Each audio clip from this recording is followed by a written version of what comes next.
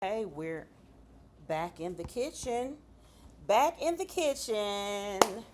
Um, this vlog, I'm talking about banishing capitalism. And just really telling you the story of how I got walked down the radical path. Um, I had always been raised in, I've been raised in a politicized home, and I'll talk more about that politicization. Um, but I think my destiny, according to the people and the community in which I was raised, was to be another example of black excellence, and to work on ways to enter the system and to continue to believe that you got to be in it to change it, and so forth and so on. So, before we get to that though, I am making barbecue chicken. Y'all see that chicken? The last time we were together, I told y'all about my typical seasoning of my chicken, but this time I am going to add barbecue sauce to it and then cover it in aluminum foil. I already preheated the oven to 375. So let me add the barbecue sauce, the barbecue. Come over here this way. Add the barbecue sauce to the chicken.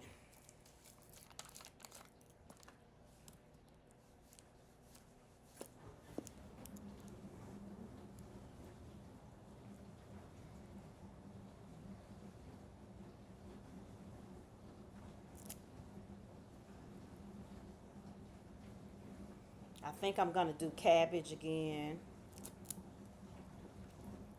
since I didn't use all the cabbage last week. Let me turn this over and get baster.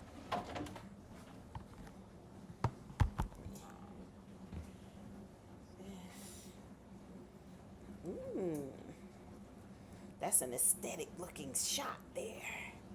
I promise y'all I'm not gonna edit a thing. I ain't editing nothing, honey. In order for me to come to you every week and be consistent while still doing all the other stuff I'm working on, I can't edit. Not really. Not really. Maybe every now and then. But let me turn these over so both sides can get basted here. And then I'm gonna head to Walmart. My daughter has been coming on as assistants to the East Side Arts Collective. And the East Side Arts Collective is a collective of artists that I convened who all have roots in East St. Louis, Illinois. And it's all kinds of artists, creatives, and makers. I mean, an incredibly talented bunch of people. And the visual artists component are working on a mural um, that is thematically speaking to America's 250th anniversary. Lord have mercy. And so my daughter, who is now a sophomore art major, has been working with them and adding some labor of hers. And we're going to go to Walmart. Somehow a fly got in here, y'all. We're going to go to Walmart and get some stencil material because there's some text in this mural idea, and that will help to kind of speed up the work, these stencils. So we're going to be leaving in a second, but let me finish this chicken.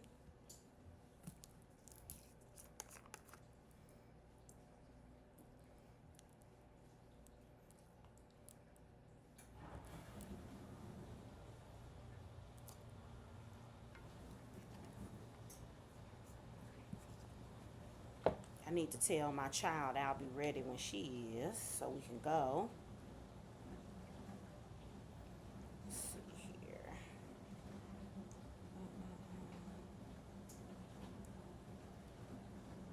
I'm also going to be I'm also going to be doing a live book club number 2 of 3 over on my Patreon. I'll put my Patreon link in the description below. Oh, and you know what? While I have you here, why don't you hit like, and subscribe? I need more subscribers. I need more subscribers. And where's this aluminum foil? Let's see here. Aluminum. See this aluminum foil here. Do, do, do.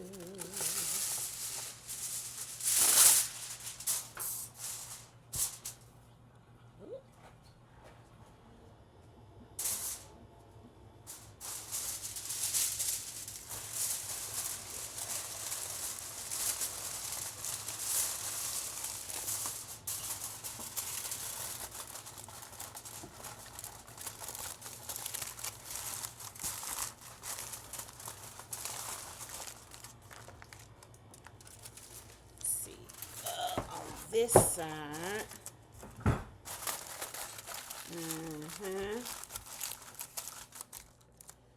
Alrighty then.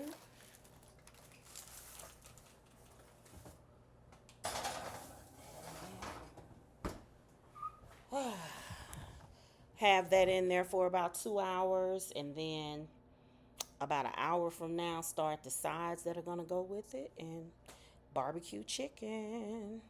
We have some potato salad already made. We got a few baked beans, but I really want to do a fresh vegetable, and that will be the cabbage.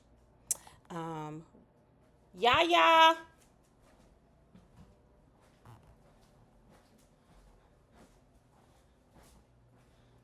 Yeah, I'm ready when you are. Yeah, I thought you ready to go? Okay, let's go. See if we're gonna get her beautiful self coming down the steps, y'all. This is my daughter, Ya Asantewa, named for the great liberator, the great Ashanti liberator in what is now Ghana. Um, Here she comes.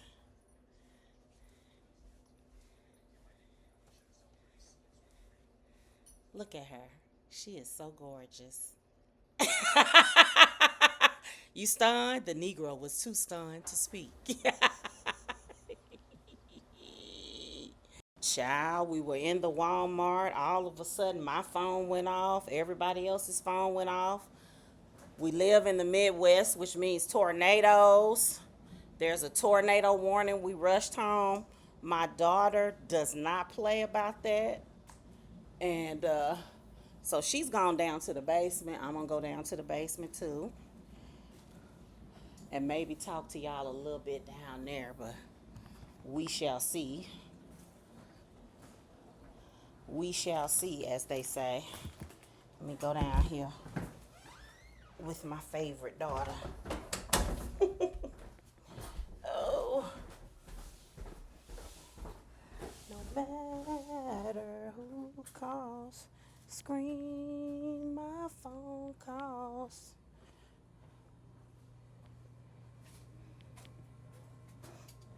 Child of mine.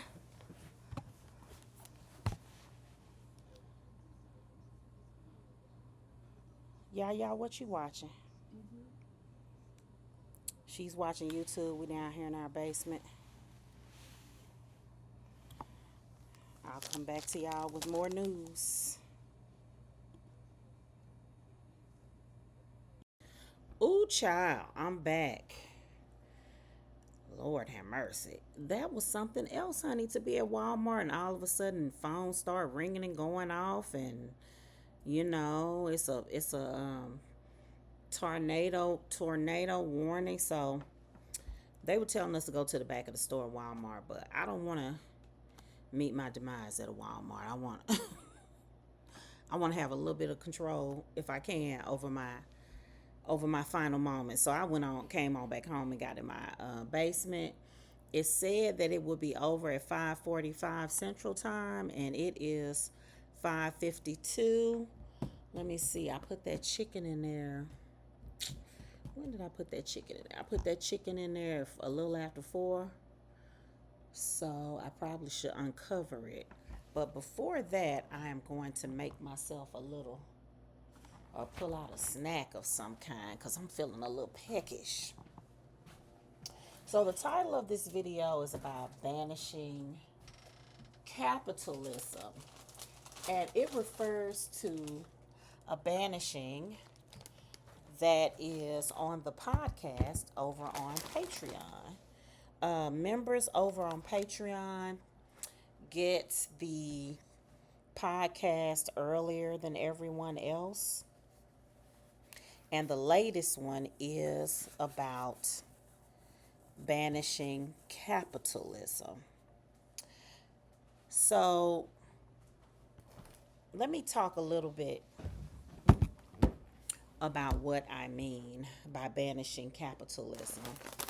And what do I have here? I have some pita chips. And I thought I had some, let me see here. I do. Some hummus. I have some hummus. So pita chips and hummus.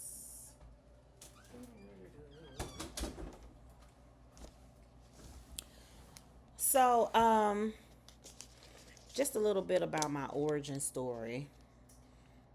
I was born and raised in Meridian, Mississippi, and raised in a home with my mother and my grandmother. My mother was the one who was politicized. My grandmother, loving, incredible woman, her focus wasn't politics. Her focus was taking care of her family.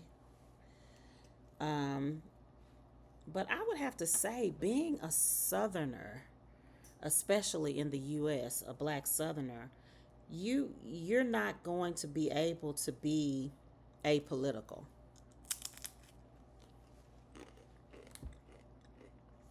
So, but my mother was politicized more so than my friends' homes. And it had to do, of course, with her intellect and her exposure. She wasn't just smart, she also had left Mississippi for some time. And when she came back, she briefly joined the Nation of Islam. And my mother said things to me, like I distinctly remember her saying that Malcolm X and Martin Luther King weren't killed until they started talking about redistribution of the resources. She also told me that the women's movement was designed to distract from the black civil rights movement.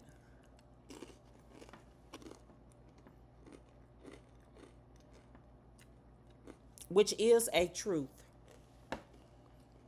but it isn't the whole truth. Because there was a need for a women's movement. And we can see that there's still a need for a women's movement. Just look at the numbers. Look at the ways in which women make less money than men. And then when you disaggregate that by race, the gap is even wider. But that's another video. We're talking about banishing capitalism. So, I was always raised to believe,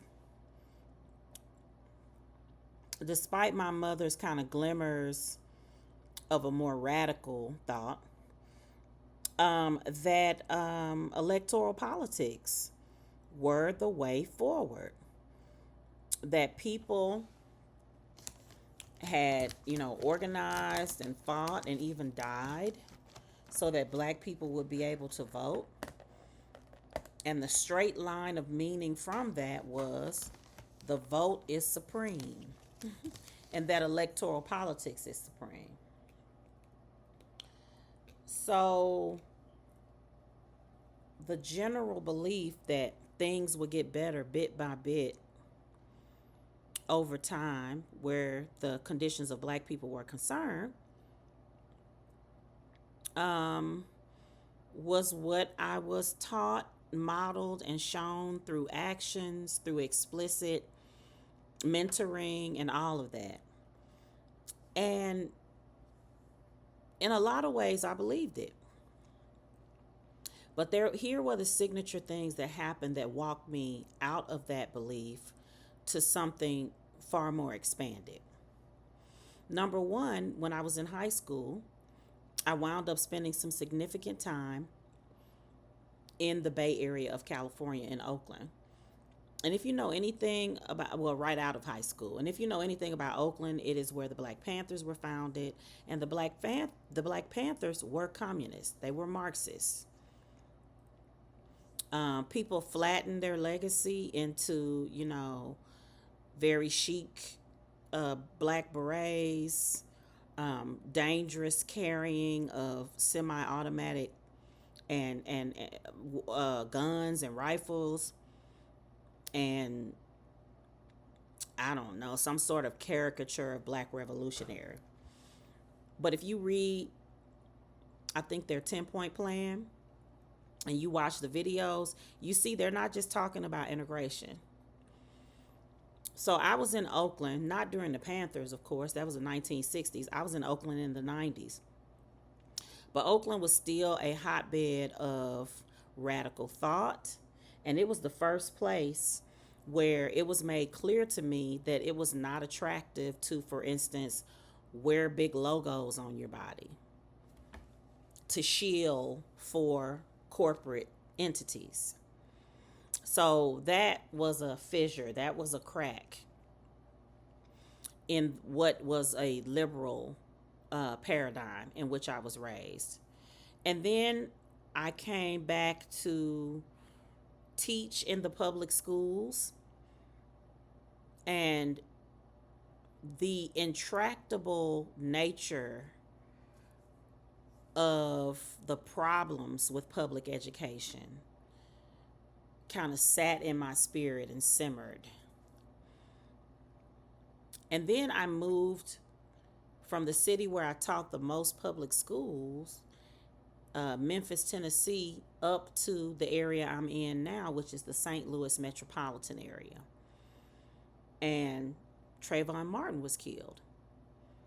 And I was so surprised when George Zimmerman got off. So surprised. I hadn't been of age during Rodney King. I hadn't been alive during Emmett Till. So I had not yet experienced what is a pattern in the U.S. And that was another fissure, another crack.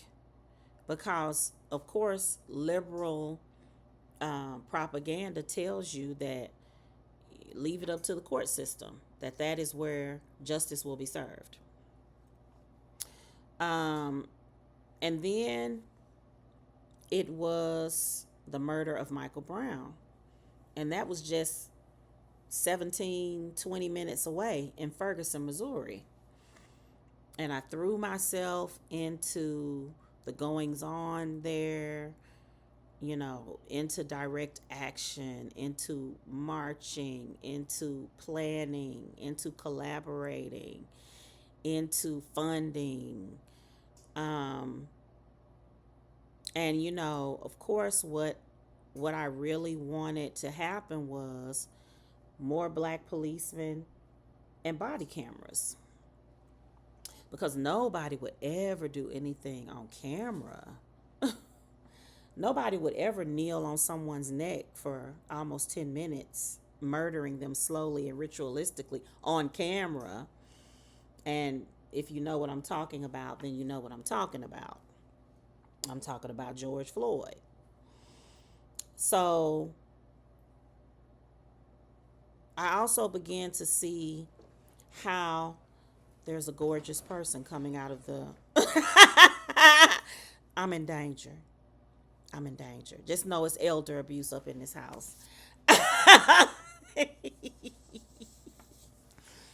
Y'all, my daughter was not happy with me because I didn't want to stay at the Walmart and go in the back and take shelter there.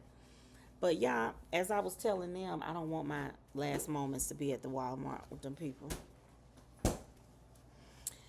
With them peoples. So, as I was saying, I was disabused of my belief in the court system as it exists. I was disabused of my belief that, if we just were represented in the ranks of these institutions, that would change the institution. Because there were lots of black policemen and black police chiefs. And even after Michael Brown was murdered, there were black police chiefs. And after Michael Brown was murdered, there was a pretty notable black man who ascended to power, who has now taken off the mask and is totally a bedfellow of every institution that is going around the world murdering everyone. So, and I'm talking about Wesley Bell. Look him up. um, so I began to realize that we were in a cycle here. We were in a cycle. And the cycle was every 4 years we get hyped up about a president, and nothing essential changes. And the only time something essential changes is under violence.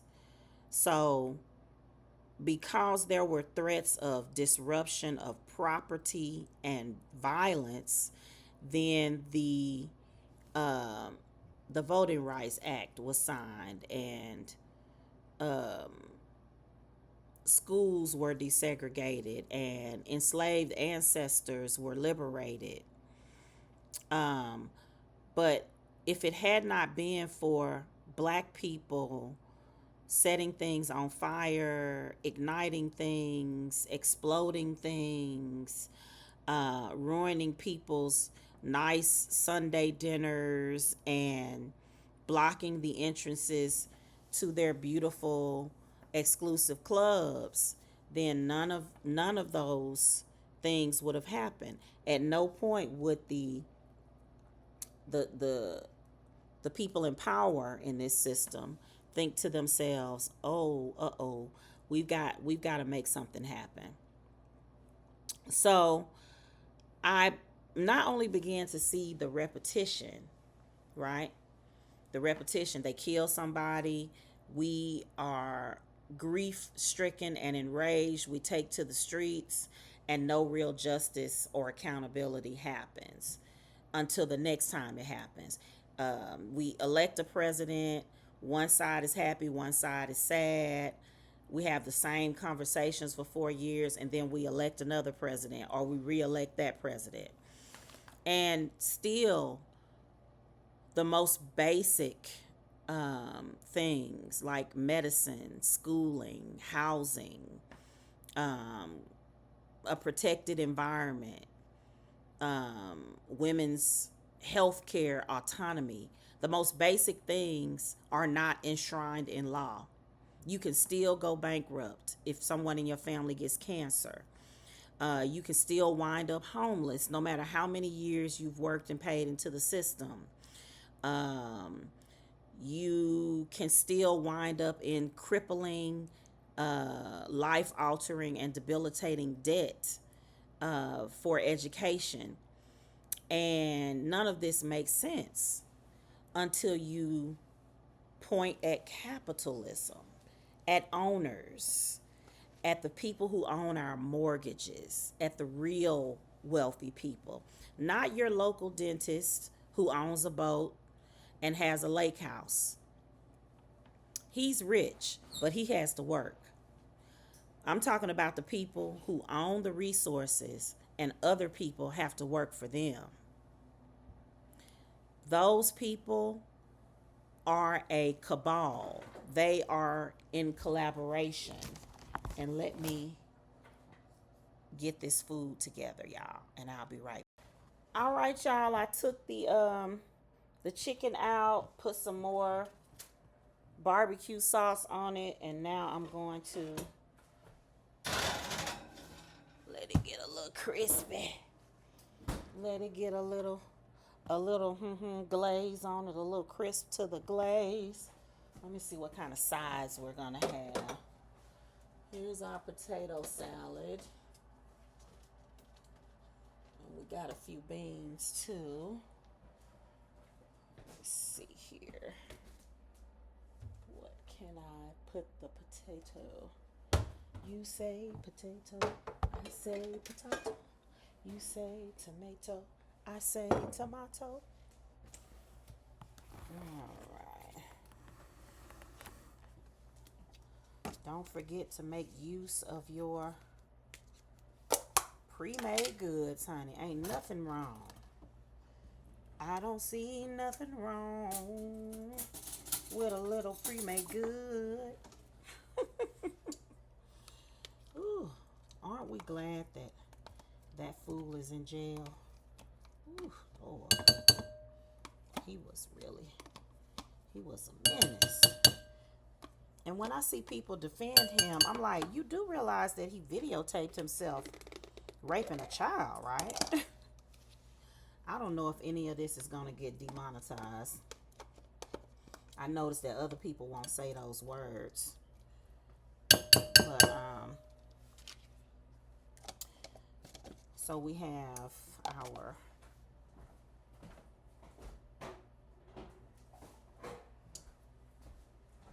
our tater salad, and then we have some beans as well. Make use of these leftovers, y'all. Don't hate on a leftover. I'll never hate on a leftover. So I'm going to put these beans up in here to go with this chicken.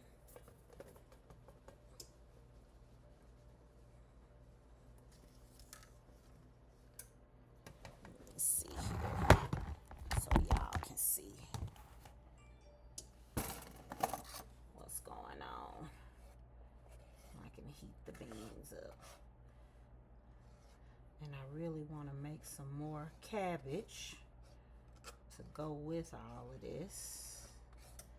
Have a fresh vegetable with it.